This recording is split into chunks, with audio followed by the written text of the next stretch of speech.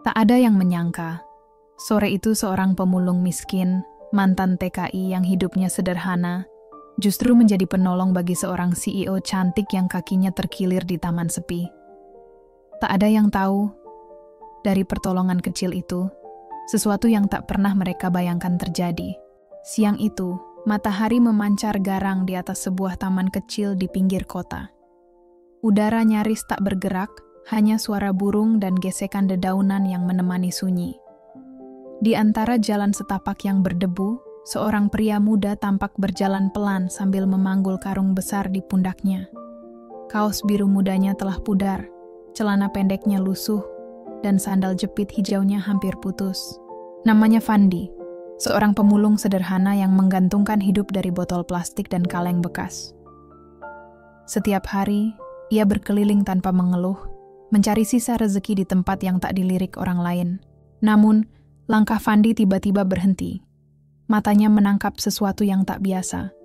Di bawah pohon trembesi yang rindang, seorang wanita muda berambut coklat panjang tampak duduk di tanah sambil memegangi pergelangan kakinya. Wajahnya cantik, kulitnya bersih, tapi rautnya menahan sakit.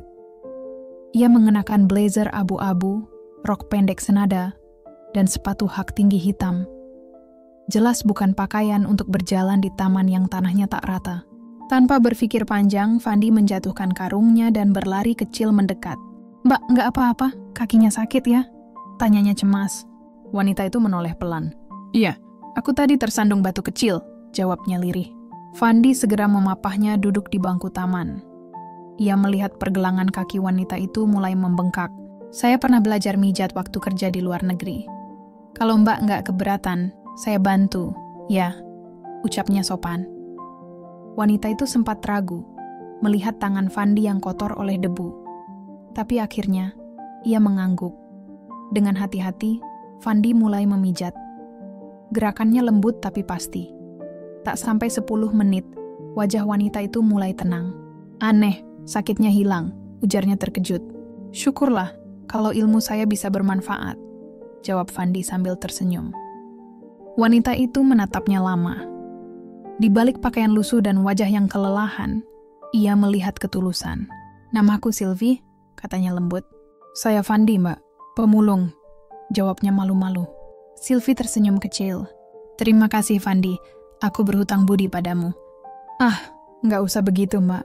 Saya cuma kebetulan lewat," ucap Fandi tulus. Beberapa menit kemudian, Sylvie mencoba berdiri. Ia menapak perlahan dan wajahnya berbinar. "Ternyata kamu hebat juga, Fandi. Rasanya jauh lebih ringan," katanya sambil tertawa kecil. "Dulu waktu kerja di Korea, saya belajar pijat dari teman. Bos saya sering pegal," ucap Fandi. Sylvie menatapnya kagum.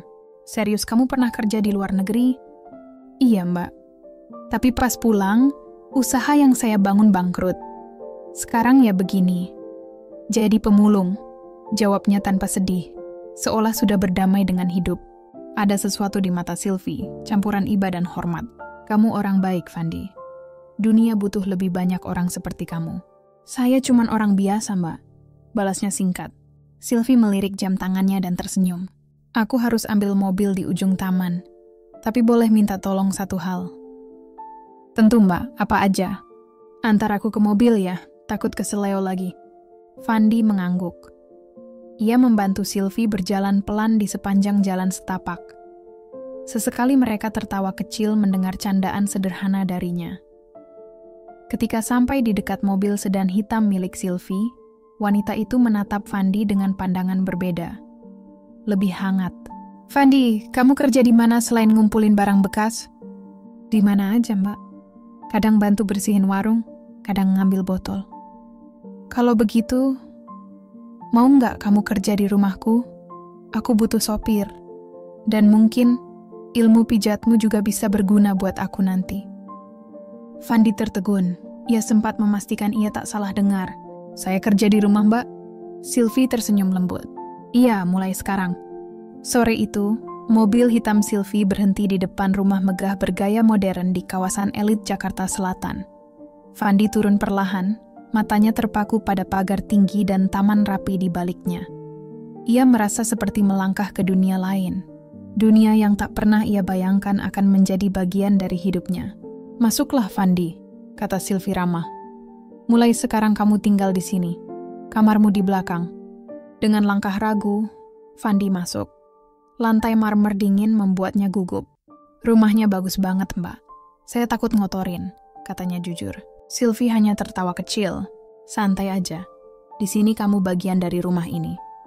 Beberapa menit kemudian, Sylvie memperkenalkannya pada 2 asisten rumah tangga. Mereka sempat saling pandang heran, tapi Sylvie menegaskan, "Mulai hari ini, Fandi kerja di sini, tolong bantu ya." Malam harinya, di kamar kecil di belakang rumah itu, Fandi duduk diam menatap langit-langit putih. Hatinya campur aduk, antara syukur dan takut gagal lagi. Ia menarik napas panjang dan berbisik pelan, "Ya Tuhan, semoga kali ini saya nggak salah langkah." Keesokan paginya, sinar mentari baru saja menyentuh kaca jendela rumah besar itu. Di halaman belakang, Fandi sudah siap dengan pakaian rapi seadanya. Hari ini, ia mendapat tugas pertamanya, mengantar Sylvie ke kantor. Di dalam mobil mewah itu, Sylvie duduk di kursi penumpang depan, sementara Fandi memegang setir dengan tangan sedikit bergetar. Mobil yang begitu halus terasa asing di genggamannya yang biasa memanggul karung. Namun, Sylvie hanya memperhatikannya lewat kaca spion, lalu tersenyum kecil. "Kamu nyetirnya hati-hati banget. Aku suka," katanya lembut. "Saya takut nabrak mobil semahal ini, Mbak," jawab Fandi polos. Sylvie tertawa kecil. "Tenang aja, aku percaya kamu bisa." Hari demi hari berlalu. Fandi mulai terbiasa dengan ritme kehidupan di rumah megah itu. Ia bangun paling pagi, menyapu halaman, mencuci mobil, bahkan membantu di dapur tanpa diminta. Sylvie, yang biasanya hidup kaku dan disiplin, perlahan mulai merasa nyaman dengan kehadiran pria sederhana itu di rumahnya. Suatu sore, Sylvie pulang dari kantor dengan wajah lelah. Ia melepaskan blazer, lalu menjatuhkan tubuh ke sofa ruang tengah. "Fandi, pijatin punggungku ya. Rasanya pegal banget," katanya. Fandi yang sedang menyapu langsung menghampiri. "Siap, Mbak, tapi saya cuci tangan dulu ya." Beberapa saat kemudian, ia mulai memijat bahu Sylvie dengan lembut. Suasana hening, hanya terdengar detak jam dan desiran napas. Sylvie memejamkan mata, menikmati setiap sentuhan sederhana yang justru terasa begitu menenangkan. "Kamu tahu, Van, sudah lama aku nggak merasa setenang ini," ucapnya pelan. "Tenang itu murah, Mbak. Kadang cuma butuh diam dan santai aja," balas Fandi dengan suara rendah. Sylvie tersenyum, matanya masih terpejam. "Aku suka cara bicara kamu, selalu menenangkan." Mereka sama-sama terdiam setelah itu. Tapi di antara keheningan, tumbuh sesuatu yang tak bisa dijelaskan. Rasa hangat yang pelan-pelan menyatukan dua hati dari dunia berbeda. Namun, kebersamaan mereka rupanya tak luput dari perhatian orang lain. Di kantor, beberapa pegawai Sylvie mulai berbisik-bisik. Gosip mulai beredar. Sang CEO dikabarkan punya hubungan khusus dengan sopirnya sendiri. Ketika kabar itu sampai ke telinga Sylvie, wajahnya menegang. Malam itu ia termenung di ruang kerjanya, menatap kosong ke arah jendela. Apa aku sudah terlalu dekat dengannya? Batinnya bergemuruh. Tapi setiap kali terbayang senyum tulus Fandi, hatinya menolak untuk menjauh. Hari-hari berikutnya, Sylvie mulai gelisah. Tatapan sinis dari pegawainya terasa seperti jarum halus yang menembus hatinya. Dan setiap kali ia melihat Fandi menunggu di parkiran dengan wajah sabar, perasaannya semakin campur aduk, antara takut, malu, dan rindu yang ia tak ingin akui. Akhirnya suatu pagi, Sylvie mengambil keputusan. "Fandi," katanya pelan saat mereka berada di mobil menuju kantor. "Mulai besok kamu nggak usah antar aku dulu. Aku mau nyetir sendiri." Fandi menoleh cepat. "Saya salah, Mbak. Kalau ada yang kurang, saya perbaiki." Sylvie menatap keluar jendela, menahan emosi. "Bukan, Fandi. Cuman orang-orang di kantor mulai ngomong yang enggak-enggak. Aku butuh waktu sendiri." Keheningan menyelimuti mobil. Hanya suara mesin yang terdengar. Fandi menggenggam setir erat, menahan sesak di dada. "Kalau itu bikin Mbak tenang, saya nurut aja. Saya cuma pengen kerja dengan baik," katanya lirih. Hari-hari setelah itu terasa hampa. Fandi kembali ke rutinitas lamanya, mengurus taman, mencuci mobil, dan membersihkan halaman. Sementara Sylvie mulai pulang lebih malam, mencoba menenggelamkan pikirannya di tumpukan pekerjaan. Tapi justru di jarak itu, Sylvie mulai menyadari sesuatu. Rumahnya kini terasa sepi. Tak ada lagi suara Fandi yang menyapa tiap pagi, atau tawa kecil yang dulu memenuhi halaman. Malam itu hujan turun deras. Sylvie pulang larut dengan tubuh basah dan wajah letih. Saat membuka pintu garasi, ia terkejut melihat Fandi masih terjaga. "Kamu belum tidur?" tanyanya. "Saya nggak tenang kalau Mbak belum pulang," jawab Fandi lembut. Ada kehangatan yang tiba-tiba memenuhi dada Sylvie. Ia menatap pria itu lama, sebelum berbisik, "Fandi, kadang kamu bikin aku lupa kalau kita berasal dari dunia yang berbeda." Fandi tersenyum kecil. "Dunia kita memang beda, Mbak. Tapi langitnya tetap sama. Saya cuma numpang di bawah langit, Mbak. Sebentar aja." Kalimat itu sederhana, tapi menusuk hati Sylvie dalam-dalam. Beberapa hari setelah hujan deras itu, suasana rumah kembali hangat. Sylvie mulai menyapa Fandi seperti dulu, meski tetap menjaga jarak. Tapi ternyata, takdir belum selesai menulis kisah mereka. Malam itu, Sylvie baru pulang dari rapat. Gerimis masih turun pelan ketika mobilnya berhenti di depan pagar. Suasana sekitar sepi, hanya lampu jalan yang temaram. Saat Sylvie hendak keluar dari mobil, dua pria asing muncul tiba-tiba dari kegelapan. "Serahkan tasnya, cepat!" teriak salah satu dari mereka sambil menodongkan pisau. Sylvie panik, tubuhnya gemetar. Namun sebelum sempat menjerit, pintu garasi terbuka keras. Fandi berlari keluar. Tanpa pikir panjang, ia langsung menghadang para perampok. "Jangan ganggu dia!" teriaknya. Salah satu perampok mendorongnya dengan kasar, tapi Fandi tetap berdiri. Ia menangkis serangan pisau menggunakan sebatang kayu sapu, berusaha melindungi Sylvie sekuat tenaga. Suara benturan terdengar di tengah hujan yang semakin deras, hingga akhirnya teriakan warga membuat para pelaku kabur. Sylvie terisak, lututnya lemas. Dalam pelukan Fandi, ia menangis. Hujan baru saja reda malam itu. Udara masih lembab, dan suasana di rumah Sylvie terasa hening setelah kejadian perampokan beberapa jam sebelumnya. Fandi duduk di kursi ruang tamu, napasnya masih tersengal. Lengan kirinya terluka gores pisau. Sylvie berlutut di depannya, matanya berkaca-kaca.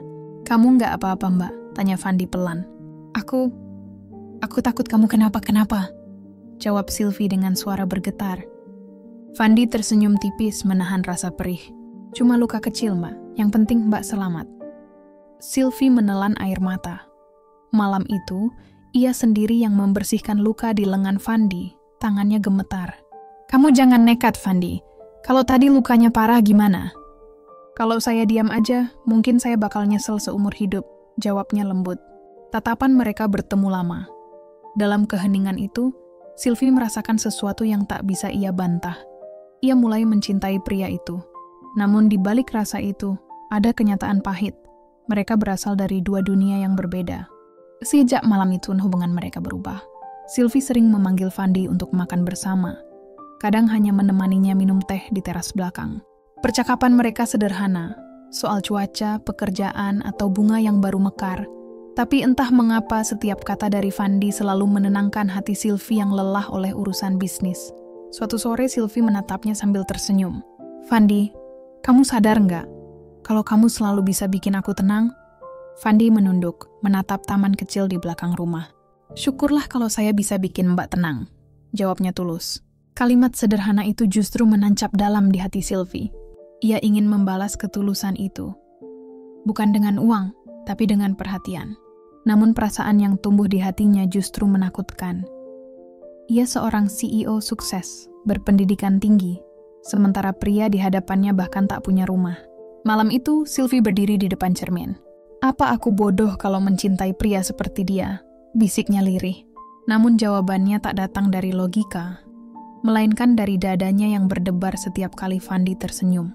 Di sisi lain, Fandi juga gelisah. Ia sadar tatapan Sylvie kini berbeda.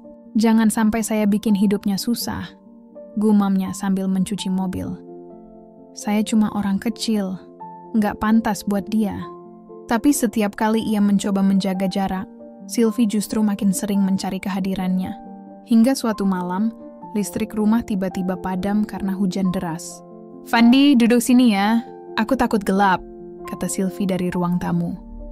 Fandi datang dengan lilin kecil di tangannya.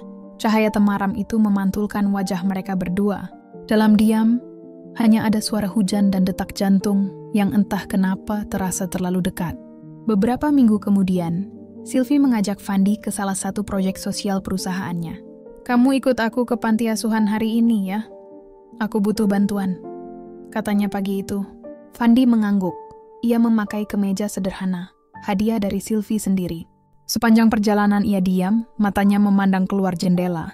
Ketika mereka tiba di depan bangunan tua dengan cat mengelupas, Sylvie berkata lembut, "Dulu aku sering datang ke tempat ini bareng ibuku.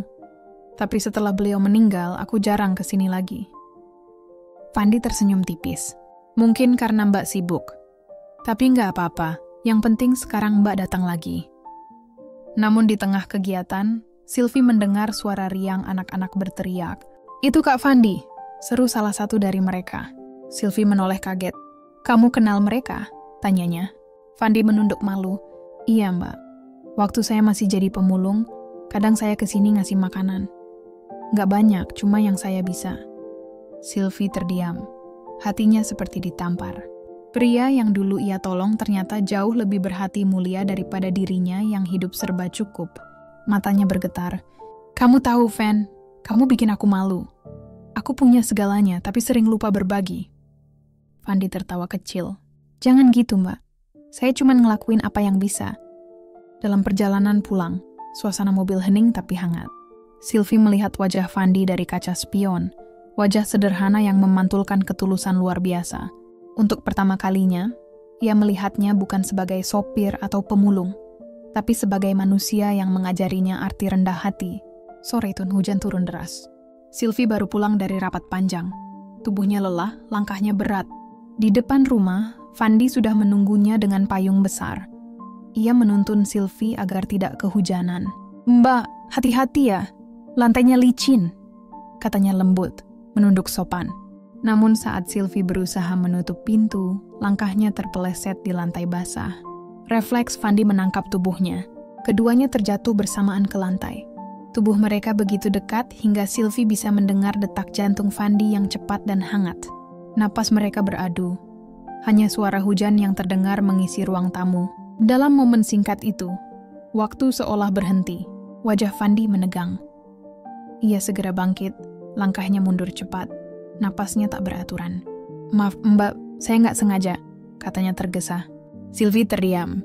Pipinya memerah, tapi suaranya tetap lembut. "Tidak apa, Van. Aku juga yang ceroboh." Namun di balik kalimat sederhana itu, jantungnya berdebar lebih cepat dari biasanya. Ada sesuatu yang tumbuh di antara mereka. Sesuatu yang tak bisa lagi disembunyikan di balik dinding status dan jarak. Malamnya, Sylvie berdiri di balik jendela kamarnya. Dari sana ia melihat Fandi masih di garasi, menata motor sambil menggigil kehujanan. Tanpa pikir panjang, ia turun membawa handuk dan pakaian kering. "Kamu bisa sakit kalau terus kehujanan," katanya sambil menyodorkan bungkusan itu. Fandi menggeleng pelan, menolak dengan sopan. "Saya nggak apa-apa, Mbak. Lagian ini sudah tugas saya." Sylvie menatapnya dalam, suaranya nyaris berbisik, "Tugasmu bukan untuk sakit, Van." Sejenak keheningan menggantung. Tatapan mereka bertemu, lalu Sylvie berbalik meninggalkan aroma sabun dan bunga yang samar menempel di udara. Fandi memandangi handuk di tangannya lama sekali. Tak tahu harus bersyukur atau takut pada perasaan yang kini mulai tumbuh. Di kamar, Sylvie menatap dirinya di depan cermin. Bibirnya bergetar, seolah tak percaya dengan apa yang barusan disadarinya. "Aku jatuh cinta pada sopirku sendiri," bisiknya pelan. Bulan demi bulan berlalu, dan banyak hal berubah di antara mereka. Sylvie semakin sering berbincang dengan Fandi, bukan lagi sebagai majikan dan sopir, tapi dua manusia yang saling mengerti. Suatu sore, Sylvie mengajaknya ke sebuah lahan kosong di pinggiran kota. "Aku ingin bangun rumah singgah di sini," katanya sambil memandang hamparan tanah gersang itu. "Untuk orang-orang jalanan, buat mereka yang nggak punya tempat pulang." Fandi terdiam lama, matanya mulai berkaca. Saya dulu juga pernah nggak punya tempat, Mbak. Kalau boleh saya ingin bantu. Tentu boleh, jawab Sylvie tersenyum. Aku malah ingin kamu yang mengelolanya. Sejak hari itu, hidup Fandi penuh semangat baru. Ia mengajak kawan-kawan lamanya, para pemulung, pengamen, dan pekerja kasar, untuk bergotong royong membangun tempat itu. Sylvie menyiapkan modal, sementara Fandi memimpin di lapangan. Anak-anak jalanan tertawa bebas. Orang tua miskin bisa tidur tenang. Aroma makanan hangat memenuhi udara sore itu. Beberapa minggu kemudian, rumah singgah itu akhirnya berdiri megah. Sylvie berdiri di depan bangunan itu, menatap Fandi yang sedang bermain bersama anak-anak kecil. Hatinya bergetar hangat. Ia mendekat dan berucap pelan, "Kamu tahu, Van, kalau bukan karena kamu, mungkin aku nggak akan pernah tahu arti hidup yang sebenarnya." Fandi menunduk malu, senyumnya sederhana. "Saya cuman orang biasa, Mbak." "Justru itu yang luar biasa," jawab Sylvie lembut. Mereka berdiri berdampingan, menatap senja yang perlahan tenggelam di balik atap rumah singgah. Tak ada janji cinta, tak ada kata selamanya. Hanya dua hati yang saling menghormati dan bekerja untuk sesuatu yang lebih besar dari perasaan, kebaikan. Dan di bawah langit abu yang dulu murung, kini tumbuh cahaya baru, tempat di mana cinta tak lagi soal siapa yang kaya atau miskin, melainkan siapa yang tulus berbagi. Terima kasih kamu sudah menyimak cerita ini.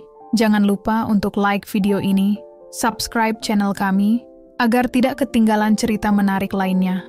Sampai jumpa di cerita berikutnya.